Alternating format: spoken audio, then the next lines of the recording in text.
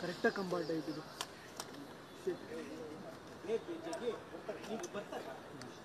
On ಮಾಡ್ಬಿಡು.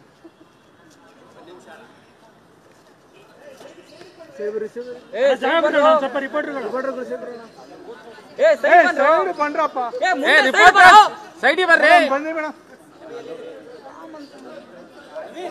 Ravi Ravi ಮುಂದೆ ಬನ್ನಿ.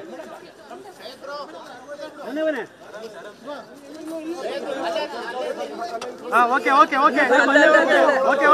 ಒಂದ್ ನಿಮಿಷ ಲೋಗ ಸೈಟ್ ಮಾಡ್ರು ಕಂಪ್ಲೇಂಟ್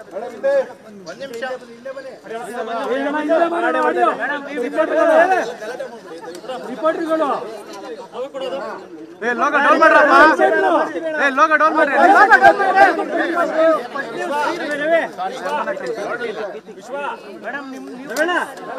ಯಾರು ರಿಪೋರ್ಟರ್ಗಳು? ಸೊ ಅದೇ ಸೊ ಸುಪ್ರೀಂ ಕೋರ್ಟ್ ಅವರು ಒಂದು ಸ್ಟೇಟ್ಮೆಂಟ್ ಕೊಟ್ಟಿದ್ರು ಹೋದ ವಾರ, ಜುಲೈ 24 ಅನ್ಸುತ್ತೆ. ಸೊ ನಾನು ಅದನ್ನು ಆ್ಯಕ್ಚುಲಿ ಶೇರ್ ಮಾಡಿದ್ದೆ ನಾನು ಇನ್ಸ್ಟಾಗ್ರಾಮಲ್ಲಿ ಮತ್ತು ಟ್ವಿಟರಲ್ಲಿ, ಸೇಯಿಂಗ್ ದಟ್ ಸುಪ್ರೀಂ ಕೋರ್ಟಿಂದ ಸಾಮಾನ್ಯ ಜನರಿಗೆ ಎಲ್ಲೋ ಒಂದು ಕಡೆ ಹೋಪ್ ಇದೆ, ನಮಗೆ ಜಸ್ಟಿಸ್ ಸಿಗತ್ತೆ ಅಂತ. ಅದಾದಮೇಲೆ ಟ್ರೋಲ್ಗಳೆಲ್ಲ ಶುರು ಮಾಡಿಕೊಂಡ್ರು.